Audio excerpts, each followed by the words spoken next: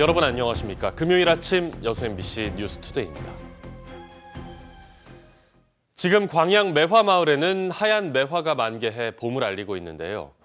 코로나19 여파로 올해로 3년째 매화축제가 취소되면서 인근 매실농가와 상인들의 시름이 깊어지고 있습니다. 강서영 기자입니다.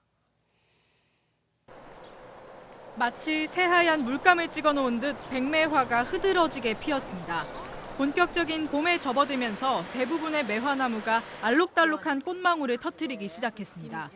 삼삼오오 모여든 상춘객들도 봄 분위기에 취했습니다. 연 앞에 강이 흐르고 분위기가 너무 좋고 생기가 있는 마을이다. 하지만 매화마을 상인들의 표정은 그리 밝진 않습니다. 재작년과 작년에 이어 올해도 광양 매화축제가 취소됐기 때문입니다. 인근 상가와 매실농가들은 축제가 취소된 근래 들어 방문객이 확연히 감소해 경제적 타격이 상당하다고 토로하고 있습니다. 처음 꽃이라 사람들이 봄을 찾아서 오는 거잖아요.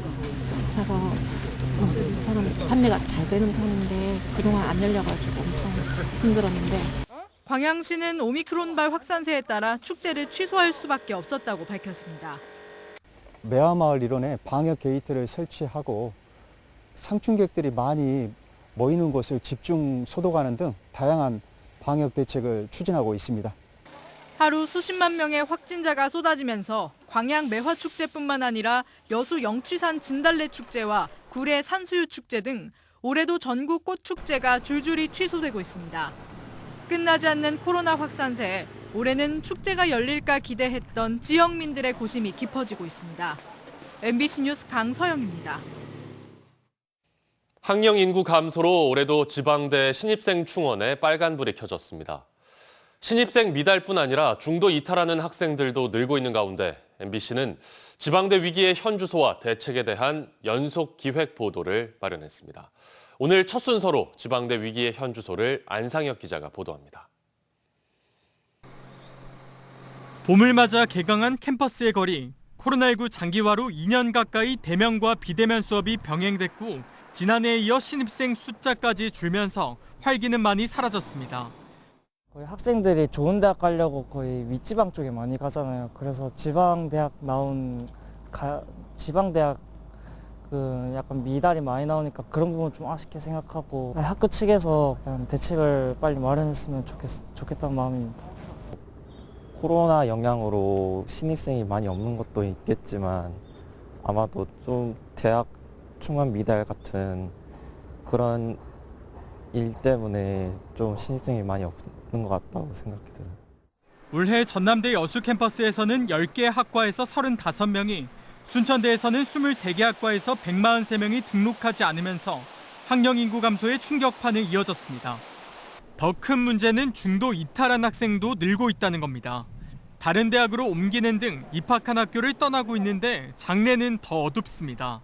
지난해 국내 출생아 숫자는 26만 5천 명으로 1970년 통계 작성 이후 최저치를 기록했는데 올해 대학 모집 인원이 53만 명인 것을 감안하면 앞으로 20년 내에 대학 정원을 절반 가까이 줄여야 한다는 계산이 나옵니다. 전문가들은 학령 인구 감소에 대응해 서둘러 대책 마련에 나서야 한다는 입장입니다. 지금 이제 이대로 두면 2040년에는 지금의 대학 입학자 수의 절반으로 떨어지게 되는데 바꿔 말하면 이제 지방 사립대 같은 경우에 전부 문을 닫아도 이상할 것이 없는 상황이 된다는 것인데요. 지금부터 이제 대책을 좀 미리 수립할 필요가 있다고 보여집니다. 지난해에 이어 신입생 미달에 중도 이탈까지 지속되고 있는 가운데 지방대학을 살리기 위한 대책 마련이 시급해 보입니다. MBC 뉴스 안상혁입니다. 국민의힘은 이번 대선을 계기로 호남에서 교두보를 마련했다는 평가가 많지만 선거 지형이나 구도가 다른 지방선거까지 연결될 것이냐에 대해선 아직까지 의문부호가 달려 있습니다. 더 큰 과제는 경쟁력 있는 인물을 발굴할 수 있느냐입니다. 한신구 기자의 보도입니다. 이번 20대 대선에서 윤석열 국민의힘 당선인은 호남 전역에서 두 자릿수 득표율을 기록했습니다. 목표로 했던 20대 득표에는 미치지 못했지만 역대 보수 후보 가운데 가장 높은 득표율로 호남에서 교두보를 놨다는 평가가 뒤따릅니다. 그렇지만 지방선거의 경우 대선과는 선거 지형이나 구도가 많이 다릅니다. 특히 지방자치 32년 역사에서 만년 호남 야당으로 밑바닥 조직 기반 자체가 약해서 공천 때마다 심각한 인물난에 허덕였던 것도 사실입니다. 정치적 조두보를 마련하는 차원에서 후보를 낼 수는 있겠지만 그 후보가 좀 그런 새로운 정책 비전을 보여주지 못할 때 좀 시민들의 어떤 환영을 받지는 못할 수도 있다고 보고, 그렇기 때문에 역대 광주 지방선거에서 광역기초단체장을 한 명도 내지 못했고 광역기초의원 역시 1대와 2대 시의원 2번, 그리고 지난 2014년 광산구 구의회 한석만 챙겼을 뿐입니다. 국민의힘은 때문에 이번 대선부터 움트기 시작한 2030 청년층을 중심으로 당 외곽 확충과 함께 경쟁력 있는 인물 영입에 나선다는 방침이지만 현실은 그리 녹록치 않습니다. 20대, 30대의 그런 참신한 인물들이 전면에 나서서 이렇게 후보군으로 이렇게 등장하게 되면 실질적으로 득표율에 있어서도 상당한 경쟁력을 가질 수 있다고. 또 대선 기간 약속한 2016년 호남 돌풍을 이끈 국민의당과의 합당 역시 아직까지 구체적인 움직임이 없어서 그 세력을 온전히 흡수할 수 있느냐에도 의문부호가 달려 있습니다. 단일화 여파로 대선 막판 민주당 쏠림 현상이 가속화해서 이번 지방선거에서도 광역기초의회 비례대표 확보가 그나마 현실성 있는 목표라는 시각도 있습니다. 단단한 조직도 없고 경쟁력 있는 인물도 없고 지방선거를 앞둔 국민의힘이 맞닥뜨린 현실이자 고민입니다. MBC 뉴스 한신구입니다. 김종철 전 전라남도 의회 의장이 여수시장 선거 출마를 공식화했습니다. 김 전 의장은 어제 여수시청에서 기자회견을 갖고 남해안의 중심 도시였던 여수가 인구 감소와 경제 위축 등으로 위기를 맞고 있다며 폭넓은 정치 경험을 바탕으로 새로운 여수를 만들겠다고 밝혔습니다. 김 전 의장은 이어 여수와 순천, 광양과 고흥을 통합한 이순신 특례시를 만들어 도시의 경쟁력을 높이고 기업 유치와 해양 관광 산업 육성, 구도심 활성화 정책 등을 추진하겠다고 설명했습니다. 지방선거가 본격화하면서 자치단체장 선거를 준비하고 있는 도의원들의 사직이 이어지고 있습니다. 전라남도 의회에 따르면 순천시장 선거 출마 의사를 밝혔던 오하근 도의원이 지난 15일 사직서를 제출했으며 이를 의장이 승인하면서 사직 처리됐습니다. 또 화순 군수 선거에 출마할 구복규 도의회 부의장과 문행주 도의원, 곡성 군수에 도전하는 이상철 도의원도 사직서를 제출했습니다. 한국섬진흥원과 한국해양수산개발원, 한국농촌경제연구원이 섬지역 문제 해결을 위해 힘을 모으기로 했습니다. 섬과 바다, 농촌을 다루는 세계 연구기관의 협력이 소멸 위험 지수가 육지보다 높은 섬 지역에 어떤 효과를 가져올지 관심이 모아지고 있습니다. 김윤 기자가 취재했습니다. 지난 2020년 기준 전남의 유인도는 271개로 5년 전보다 7개가 줄었습니다. 섬 인구도 16,000여 명가량이 감소했습니다. 섬 지역의 고령화 지수는 전국 평균보다 3배가량 높고 노년 부양비도 2배 이상 많습니다.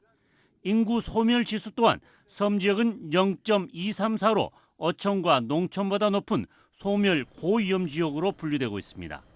정부는 이 같은 섬의 실태를 개선하기 위해 지난해 10월 한국섬진흥원을 섬의 관문인 목포에 설립했습니다. 한국섬진흥원도 올해부터 신규 연구원을 채용하고 연구기관끼리 업무 협약을 체결하는 등 본격적인 섬 살리기에 나서고 있습니다. 특히 섬과 바다, 농촌을 연구하는 세계 기관이 섬과 관련된 다양한 분야의 연구 조사와 학술 교류, 교육 사업 등을 함께하기로 해 눈길을 끌고 있습니다. 섬 소멸 시대에 적극 대응하고 섬과 바다에 새로운 미래 동력을 창출을 같이 논한다는 점에서 아주 큰 의미가 있다고 하겠습니다. 섬은 해양 영토의 거점입니다. 이런 측면에서 저희 한국해양수산개발원도 이 섬에 계시는 우리 주민들, 특히 어민들, 그리고 어민들의 권리나 이걸 위해서 열심히 노력할 것이고요. 한국섬진흥원과 해양수산개발원, 농촌경제연구원은 오는 5월부터 소멸 고위험군에 속한 섬지역 살리기 등 국가 균형 발전 전략 포럼을 갖는 등 본격적인 협력 활동에 들어갑니다. MBC 뉴스 김윤희입니다. 고흥 유자차가 유럽 체코 시장에 진출한 지 3년 만에 수출 120만 달러를 달성했습니다. 고흥군과 수출업체 등은 최근 두원농협 유자가공사업소에서 고흥 유자차 수출 120만 달러를 축하하는 기념식을 가졌습니다. 업체 측은 비타민C가 많아 면역력에 도움을 주는 유자의 효능이 잘 알려진 덕분에 코로나19라는 악조건 속에서도 높은 수출량을 기록한 것 같다고 밝혔습니다. 올해부터 여수 지역 초등학교의 입학생에게 입학 지원금이 지급됩니다. 여수시는 관내에 주민등록을 둔 초등학교 입학생 2,400여 명에게 부모의 소득 수준에 상관없이 1인당 10만 원의 선불카드를 지급한다고 밝혔습니다. 순천시도 하반기에 추경 예산을 편성해 올해 초등학교 입학생들에게 지원금을 소급해 지급하는 방안을 추진하기로 했습니다. 여수해양경찰서가 농무기를 맞아 선착장과 갯벌 등 연안에서의 사고를 예방하기 위해 위험 예보제 관심 단계를 발령했습니다. 해경은 해양관광지와 갯바위 등 위험 장소를 중심으로 순찰 활동을 강화하고 안전 계도 활동을 병행할 계획이라고 밝혔습니다. 위험 예보제는 연안 해역에서 사고가 지속적으로 발생했거나 우려가 있는 경우에 발령됩니다. 92%의 공정률을 보이고 있는 여수 웅천 소호간 해상교량이 오는 5월에 임시 개통될 예정인 가운데 여수시가 소호 중림 간 도로 개설 공사도 차질 없이 신속하게 추진하겠다고 밝혔습니다.